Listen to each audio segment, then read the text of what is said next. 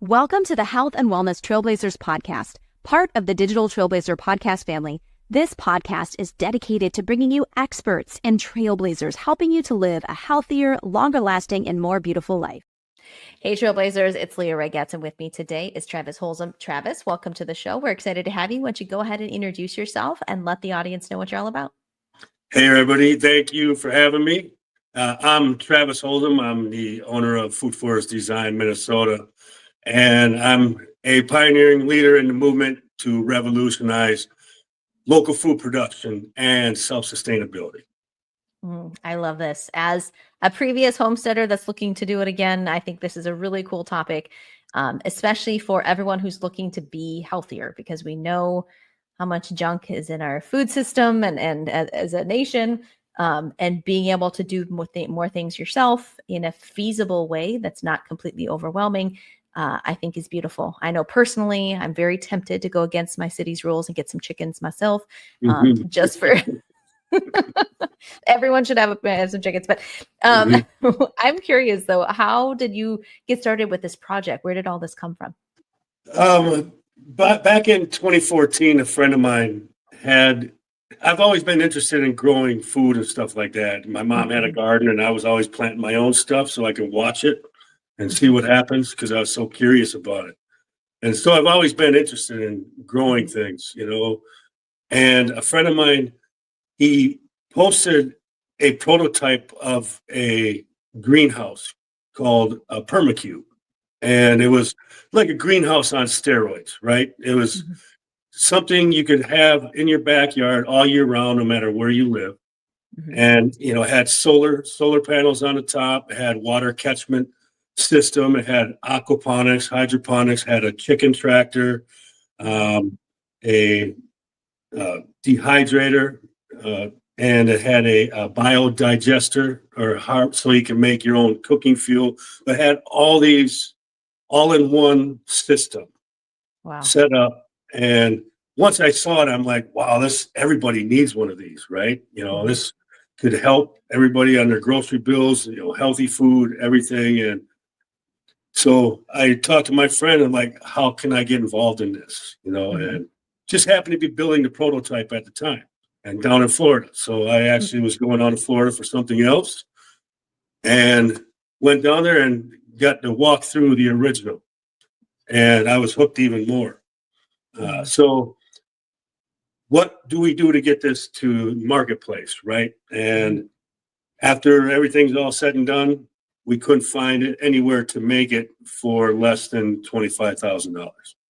So then you got to add all your costs, your margins, everything in, and you're outpricing just about everybody except wealthy people. So we had to start over and kind of different plans and try to do it a franchise model, and just too many working parts. It just wasn't working.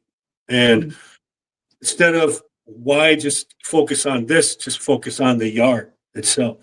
And so we decided, let's transform yards and lawns into food forests and edible landscapes. And people want a greenhouse, they can get a greenhouse. So, so anyway, we started focusing on transforming lawns to be self-sustainable, regenerative, and COVID came around. So we're talking quite a few years that we were trying to work with the greenhouse model and stuff like that. And then we chose this. And then my partner down in Florida had a shop inside of a mall, and the malls got closed down. So he was basically out of business. Yeah.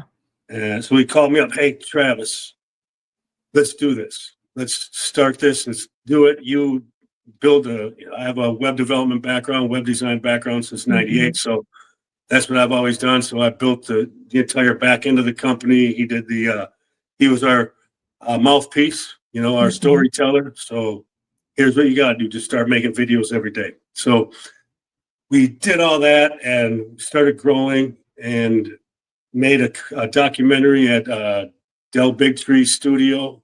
He's got a podcast called The High Wire that's on once a week. So he filmed us doing a food forest installation on their studio grounds, Mm-hmm. and then launched us to the world Earth Day 2021. Mm. And it's been kind of it's going fast, it's started out really fast and a lot of changes and, but here we are. I now have my own design and installation business here in Minnesota that I'm growing and turning it into eventually be a nationwide network. But my goal is to transform as many lawns into food producing spaces as possible. So cool. I love that because yes, lawns are kind of useless and let's do something better with that. And they're everywhere, aren't they? Yes.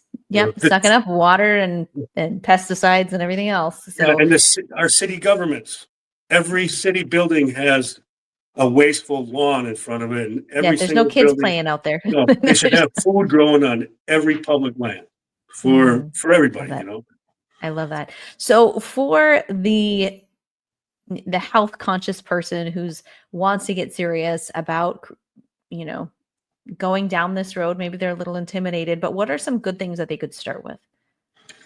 Well, you can start just by going on Amazon and ordering an herb kit, herb garden, and put it in your kitchen window or wherever you have a window and watch how things grow, and just kind of you figure out from there. It's not, people always say, well, I don't have a green thumb. Nobody does, you just have to watch it and just see how things and react to it. That's what it's all about. Even when I design a yard or some land or a homestead or something like that, I can't just go say, oh, we're just going to throw these trees here and these trees and bushes and, we're going to put tomatoes here. Everything, it's a design science. We work with nature, so we got to know where the sun's coming from, where the wind patterns, are there the water patterns on the lawn, it's just what grows and what climate. And, there's a lot of factors, but start out small or get yourself a raised garden bed, a 4x8 raised garden bed. You can put quite a few things in there and, try it out, and then, but know that a annual garden takes a lot of work. A perennial food forest, when it comes down to, is a lot less maintenance than a lawn. Interesting. You're planting a tree one time, and the tree grows, and year after year, it's going to keep coming back. Go through its normal seasons. Goes like up here in Minnesota, drops its leaves, it goes to sleep for the winter, wakes back up in the spring. Right. So, your only job is to the first few years prune that tree up, keep it under control, and show some love. Nature takes over from there. And when we design the property, we're designing guilds. So we're planting other small trees, dwarf trees, berry bushes, some of your native plants, your pollinators, insect attractors, everything all in like a community. So everything is working together like nature, just like when you're driving down the road and you see a wooded area on the side of the road. Nature takes care of that, from the ground to the top of the canopy. And that's how we design a property. So long-term, you have food forever in your backyard. So that's interesting. To me, that sounds a lot nicer because I've done the garden thing and I've had some failures. It takes work. You have to pay a lot of attention to it. And if you're putting it in the ground, then you got to worry about your weeds coming up and all that type of stuff. With a raised bed, you can control it more, because you're putting your own soil and everything in there. You kind of not have to worry about that. But still, you have to pay a lot of attention to it. Yeah. Yeah. The food forest thing seems a little more up my long-term alley when I'm ready for that stage. So that's awesome. So I'm quite curious, one, I guess, quick thing, when doing this sort of thing, what would have, say, take an average suburban household, two kids, two adults, and they turn their backyard into a food forest. What can that really produce for them? Oh my. You are going to have way too much food that you're going to, for your family. So you're going to either give it away to family and friends, or you can sell it, use your property to make money if that's what you choose to do with all your extras, because you will have extras. If you're gonna, I've had, you're from Minnesota, so some of the places. Blaine, Minnesota, has some really nice neighborhoods there, and I put a food forest in a $750,000 home. So it is right in the middle of a suburb. So this is for everybody, not just your tree huggers, so to speak, right? And they had two young kids. They just retired from the Air Force, so they were young themselves. And but so their family, I want to say 40 fruit trees of all different types, and a 100-foot row of berry bushes. So a nice long hedge, so all different types of berry bushes. And then in between the fruit trees, I put other nitrogen fixing plants and ground covers and everything. So we have a nice long row of fruit trees, but we also have supporting plants intermixed with it. And then on the property itself, we had 7 or 9 fruit tree guilds. So those are a 10-foot diameter. Some are 12-foot with your fruit tree in the middle, and then all your supporting trees and plants around that. So when you're looking at everything mature and full of fruit, you're going to have so much, you're just not going to know what to do with it. And anytime those kids can walk out their back door and go have a snack, that's awesome. An apple, an orange, depending on where you live, down where you are, citrus. You can grow a lot of citrus because you have the heat. I can only do that indoors here. So true. I love it. So cool. So, how are you getting the word out? How are you finding new folks to bring this to? Through my YouTube channel, because I'm on site when I'm doing installs. I'm video everything and anything and put it on. I have 350 videos on my YouTube channel right now, and that grows all the time. And then we have all the social media, and then I have my website, which I pretty much own the search engines because I've been doing this forever, and I know how to do that. And so pretty much your normal online stuff, and more of a natural lead generation than paid lead generation at this point. So what are your next steps? Where do you want to grow from here? Well, I'm trying to scale Minnesota here.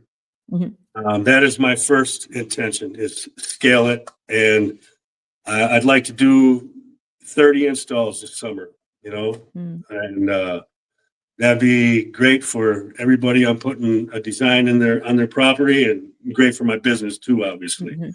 But from that point, I will be creating a food forest design network, which is going to be a mother website with food forest design territories all over the United States. So I can design anybody's property anywhere in the United States because I have a network of designers that can design in all climates. That's awesome. And Canada. I happen to have a friend and a mentor up there, and she runs Permaculture Canada, and she's awesome, and she designs large properties, 100-acre properties, and my network is big and a lot of professionals there, so we can cover every climate, and then we also will have install teams in just about everywhere. That's fabulous. That's so cool. So I'm curious, do you sell plans or books or courses or anything on your website? Right now, I am partnered up with some PDC courses. eventually I will have my own course and teach. Yes. We'll have an on-site course where people will actually come and stay, Mm-hmm. at the property I have for a Mm-hmm. week and learn. Otherwise, we'll have, online stuff Yeah. and I for others. I think especially, building on YouTube and the different things that you're doing online, having, purchasable plans and courses on your website from you just makes sense. Like this would be a super simple because there's a lot of people like some eventually myself, I'm going to hire someone to do it Yeah. because that's going to be a lot of work, right? That I just don't have time for. But there's a ton of folks who want to learn this, want to do this, and DIYers. And so you can sell them plans, you can sell them courses, and help them make their own kind of yard design and install themselves. And so that's a huge opportunity. Once you have that kind of stuff up and running, then you could potentially get into some paid traffic if we've got a really good sales funnel that's converting. But even just to use that with your YouTube videos and everything else to, as a lead generator, but also as an additional revenue source, I think would be great. Yeah, and one thing too, I designed this business from the ground up, and Mm-hmm. nobody taught me how to do this, or I didn't have anyone to learn from. So my installation business, I had to learn how to do estimates and quotes, and basically how to do that part of the business. And I'm actually putting together a course that is going to walk, because when I have new installers coming to my network, they Right. have a lot of them are not business owners or never have Right. been. So they're going to want to know how to run their business. I can't just have them, hey, join my network and then here's an install, go do it. They're Yeah. not going to know how to do it. So I'm putting together a course that's going to show them from the time Business side of things. yeah, how to register business, and every step in between for installing the trees in the ground. So Awesome. So cool. I love it. I love what you're doing. I think it's awesome. If people want to learn more about you, where should they head? they can head to foodforestdesignminnesota.com or any one of my YouTube Food Forest Design Minnesota on YouTube, Instagram also, and Facebook. All of them. Awesome. Wonderful. We'll have all the links to that in the show notes and description. Travis, it's been a great conversation. Really appreciate you. Thank you. Really appreciate it. Thanks for having me. You're very welcome. Ladies and gentlemen, if you found this helpful, make sure to like, subscribe, and share it with someone who could benefit. If you're curious about how to be featured on one of our podcasts, head to the